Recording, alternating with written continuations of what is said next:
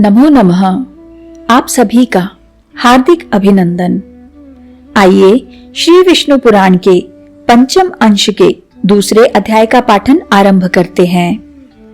भगवान का गर्भ प्रवेश तथा देवगण द्वारा देवकी की स्तुति। श्री पराशर जी बोले, हे मैत्रेय, देवदेव श्री विष्णु भगवान ने जैसा कहा था उनके अनुसार जगतधात्री योग माया ने 6 गर्भों को देवकी के उदर में स्थित किया और 7वें को उसमें से निकाल लिया। इस प्रकार 7वें गर्भ के रोहिणी के उदर में पहुंच जाने पर श्री हरि ने तीनों लोकों का उद्धार करने की इच्छा से देवकी के गर्भ में प्रवेश किया। भगवान परमेश्वर के आज्ञा अनुसार योग माया भी उसी दिन यशोदा के गर्भ में स्थित हुई। हे द्विज, विष्णु अंश के पृथ्वी में पधारने पर आकाश में ग्रहगण ठीक ठीक गति से चलने लगे और ऋतुगण भी मंगलमय होकर शोभा पाने लगे। उस समय अत्यंत तेज से दीप्यमाना देवकी जी को कोई भी देख न सकता था। उन्हें देखकर दर्शकों के चित्त थकित हो जाते थे। तब देवतागण अन्य पुरुष तथा स्त्रियों को दिखाई न देते हुए अपने शरीर में गर्भ रूप से भगवान विष्णु को धारण करने वाली देवकी जी की अहर्निश स्तुति करने लगे।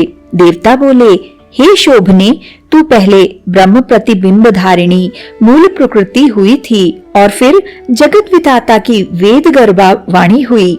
हे सनातने, तू ही सृज्य पदार्थों को उत्पन्न करने वाली और तू ही सृष्टि रूपा है। तू ही सबकी बीज स्वरूपा यज्ञमयी वेद त्रयी हुई है। तू ही फलमयी यज्ञ क्रिया और अग्निमयी अरणि है तथा तू ही देव माता अदिति और दैत्य प्रसू दिति है। तू ही दिनकरी प्रभा और ज्ञान गर्भा गुरु शुश्रूषा है तथा तू ही न्यायमयी परम नीति और विनय संपन्ना लज्जा है। तू ही काममयी इच्छा, संतोषमयी तुष्टि, बोधगर्भा प्रज्ञा और धैर्य धारिणी धृति है। ग्रह नक्षत्र और तारागण को धारण करने वाला तथा वृष्टि आदि के द्वारा इस अखिल विश्व का कारण स्वरूप आकाश तू ही है।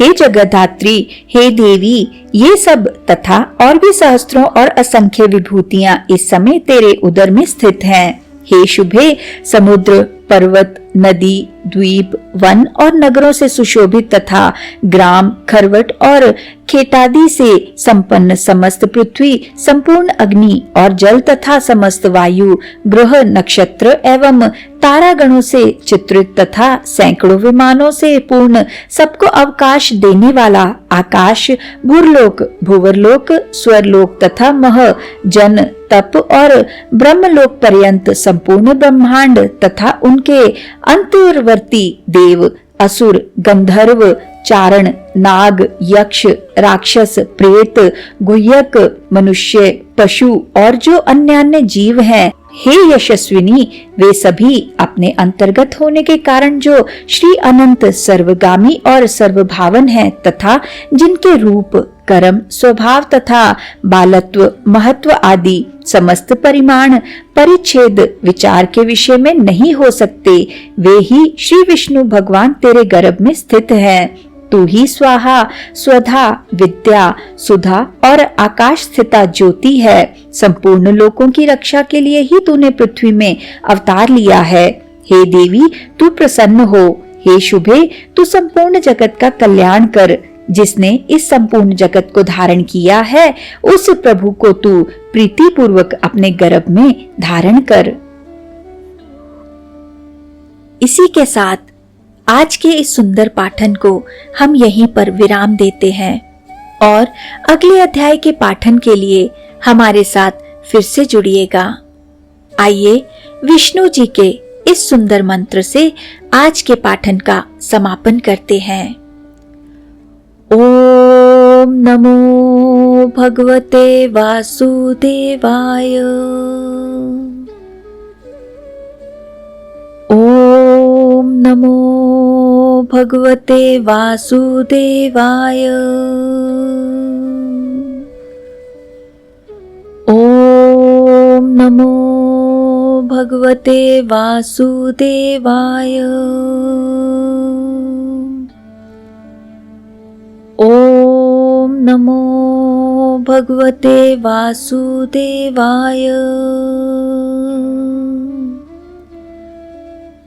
ओम नमो भगवते वासुदेवाय।